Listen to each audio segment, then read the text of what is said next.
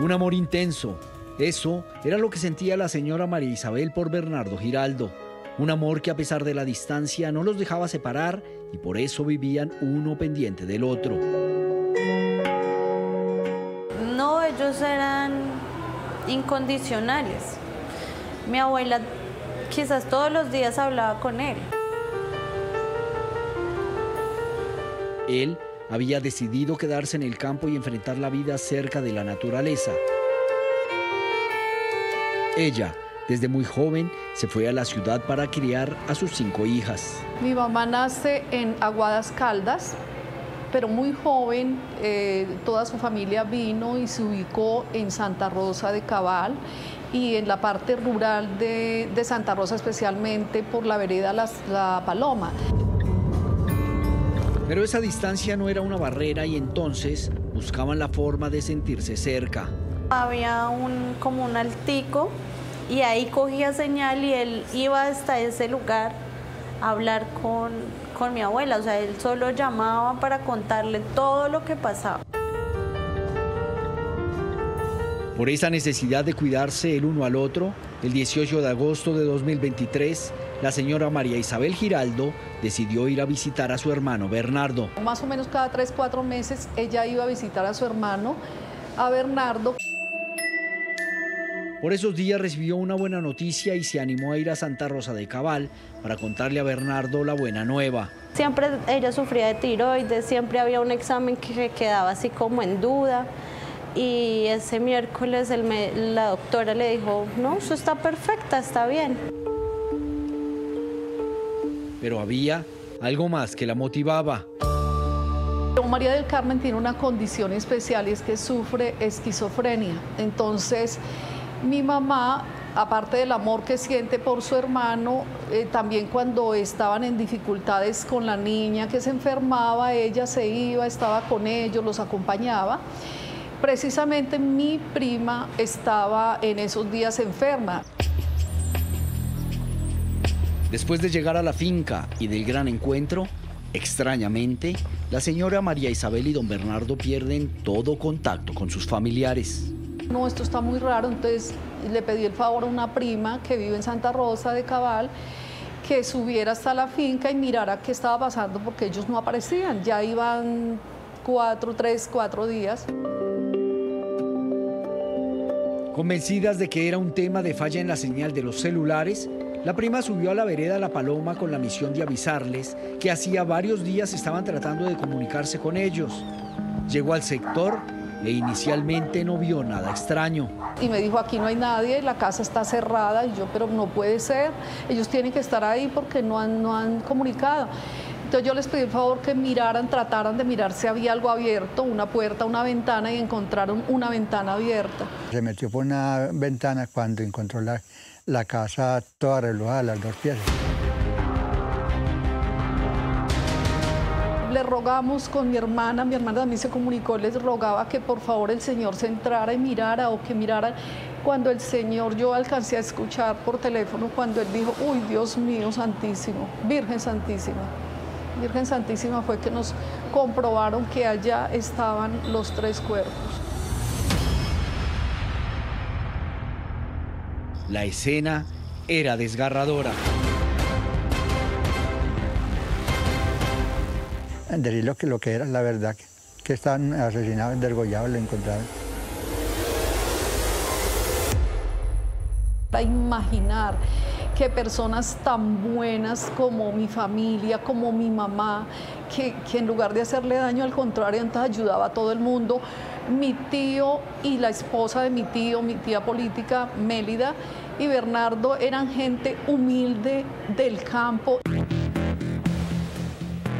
Teniendo en cuenta que esta es una zona tranquila, las primeras pesquisas eran confusas, pero indicaban algo.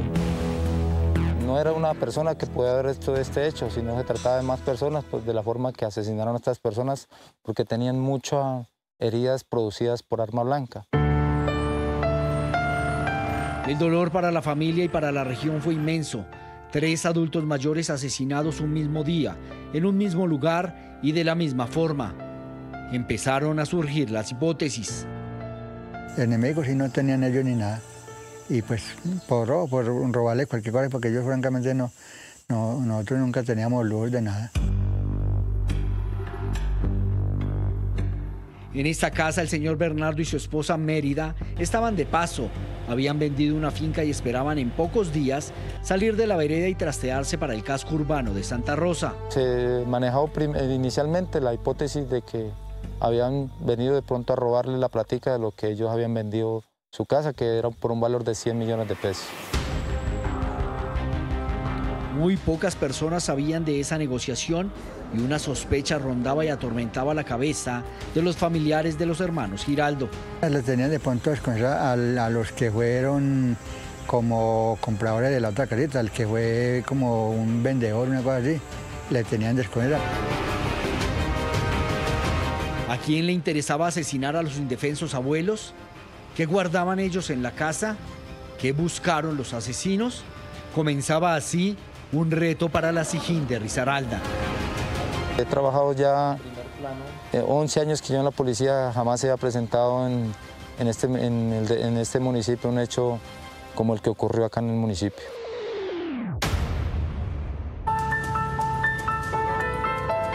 El dolor por el asesinato de 3 adultos mayores conmovió a todo el pueblo de Santa Rosa de Cabal en el departamento de Risaralda, pero sin duda la más afectada es ella. Su nombre, Carmen Giraldo, es la hija menor del matrimonio entre Bernardo Giraldo y Mérida González. A muchos, nos dañó la vida a muchos también.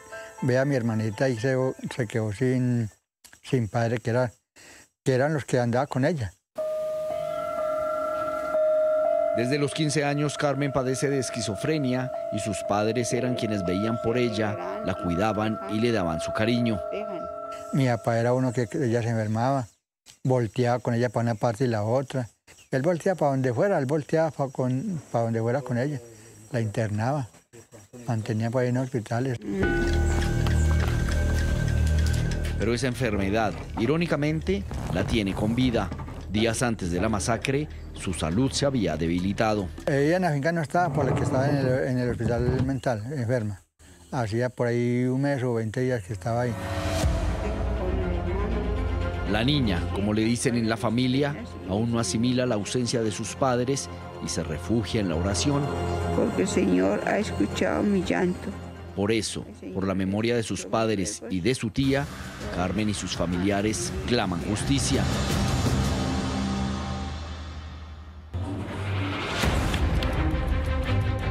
El día de la masacre en la vereda La Paloma, el investigador encargado del caso encontró algunos indicios en la escena del crimen. Efectivamente, durante la inspección técnica cadáver se logra establecer que había una huella y pertenecía a una bota de caucho de las que utilizan las personas del campo para su trabajo.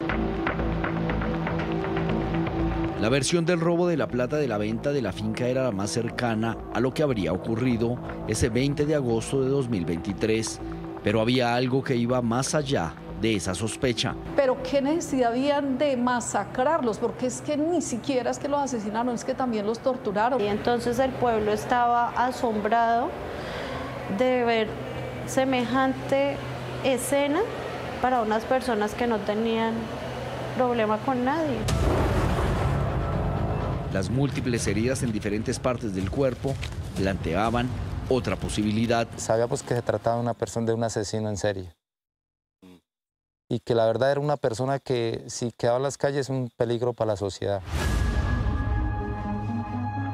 Estas fotografías tomadas el día de la inspección técnica a los cuerpos indicaban que él o los asesinos se habían tomado su tiempo, esculcaron uno a uno los rincones de la casa y al huir se percataron de dejar las puertas cerradas. Mi abuela y mi tío quedaron pues en la cocina y un poco más retirada estaba la esposa de mi tío. Pero serían las labores de vecindario las que darían elementos para abrir otra línea en la investigación. Nos indican de que por el sector hacía aproximadamente 8 días antes y en el transcurso de los días que se manejó, que hubo la escena del crimen, había una persona que había llegado al sector y que era un mudo, que era una persona sordomuda. Esa era la otra pista que se tenía. Un intruso en el sector supuestamente con discapacidad auditiva se convertía en el principal sospechoso del crimen. Y estas primeras versiones indicaban que no estaba solo. Llegaba con un cartel de sordomudo, el señor se acerca y dice, lleva un papel y dice que era sordomudo y que necesitaba una ayuda. Él tenía un manuscrito, un panfleto, donde decía que era una persona de bajos recursos y que por favor le regalaran comida o dinero.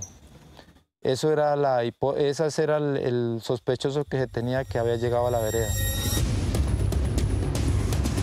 El retrato hablado del principal sospechoso empezó a circular por el municipio de Santa Rosa y sus alrededores, con la oferta de una recompensa. Toda persona que miraban en el municipio que sea sordomudo, que tenga una discapacidad, llamaban y decían, acá está el mudo, acá está el mudo, acá está el mudo.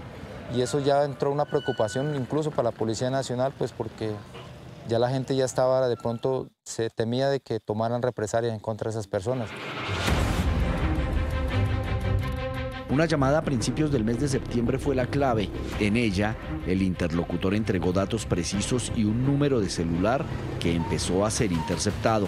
Una vez ingresa esta comunicación, se logra que de uno de los familiares de los indiciados habla por este abonado y manifiesta lo arrepentido que estaba un familiar de ellos de haber cometido este atroz crimen en Santa Rosa de Cabal.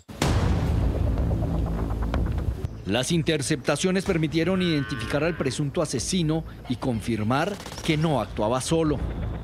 Una vez se establece esta persona y se logra por medio de la Registraduría Nacional obtener la identificación de esta persona, establece que tenían mucha similitud con el retrato hablado que había dado la comunidad.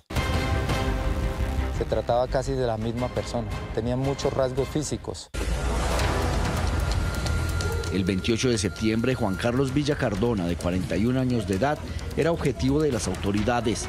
Desde la madrugada, un gran operativo se puso en marcha.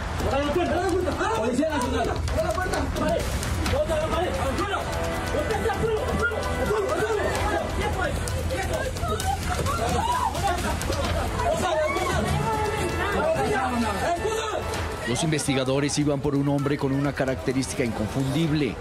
Era sordomudo.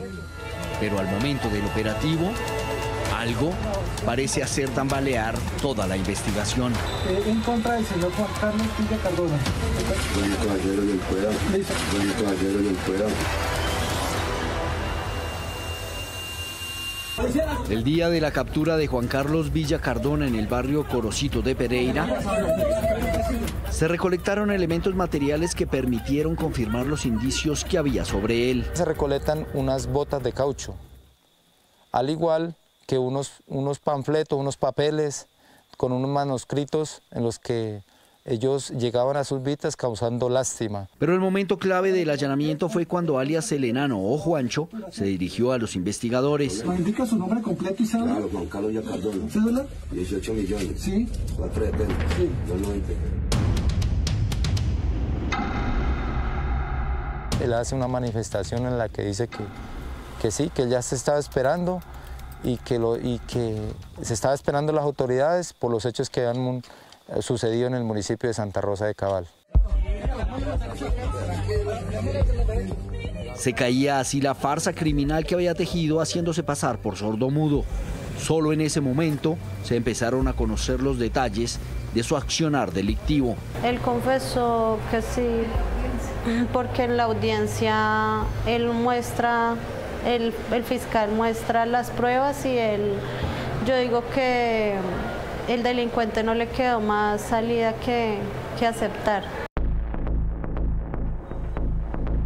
3 días después de la captura, su hermano, José Alfredo Villa Cardona, llegó a las instalaciones de la policía de Santa Rosa de Cabal para entregarse y ampliar la versión de su participación en varios de estos hechos delictivos. Por el medio de la interceptación de comunicaciones, él se encontraba muy arrepentido por lo que había hecho y por lo que había hecho a su hermano.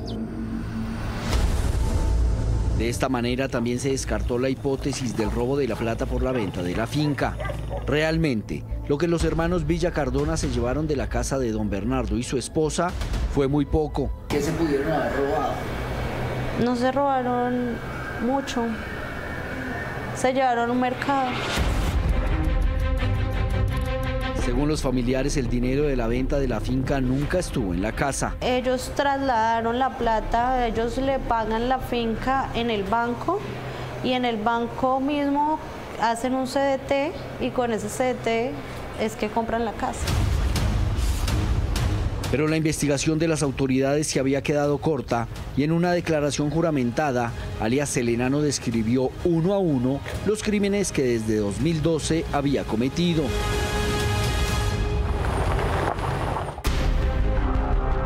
En este documento de la Fiscalía quedó consignado el frío y desgarrado relato de los homicidios. Los tapaba por los malos olores, para que los contuviera, así el olor no salía tan rápido, y para después de haberles quitado la vida para no dejarlos así como un animal. Merecían algo de respeto, pues no eran unos animales. Así también la gente que pasara y los viera pensaría que era un bulto o un rastrojo. Con su fachada de sordomudo, alias Celenano realizaba largas caminatas en el departamento de Risaralda para detectar lugares en donde hubiera adultos mayores que al principio sintieran lástima por él y después convertirlos en sus víctimas. En total suman 11 asesinatos, incluido el del señor Juan Bautista Restrepo. Ocurrido menos de un mes después del caso de La Paloma y 4 días antes de su captura. En esa ocasión, el asesino no tuvo problema en subir los 207 escalones que separan la casa de la carretera principal en la vereda El Nudo de Dos Quebradas. Sin ningún remordimiento, Villa Cardona, días después, lució las prendas de la víctima.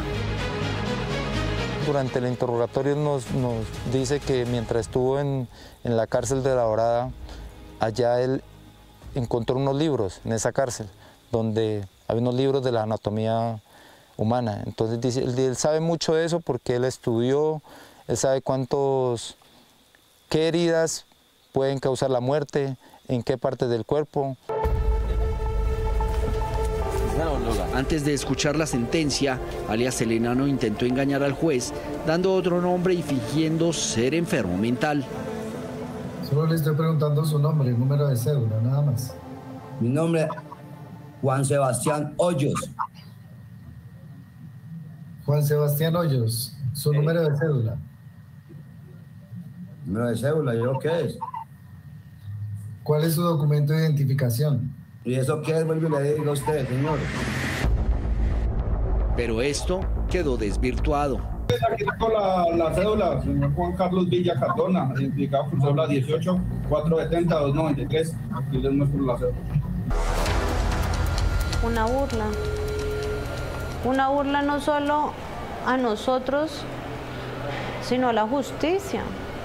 Se está burlando de todos, de las autoridades, de todos, porque pues el señor ha hecho cosas que demuestran que no es loco.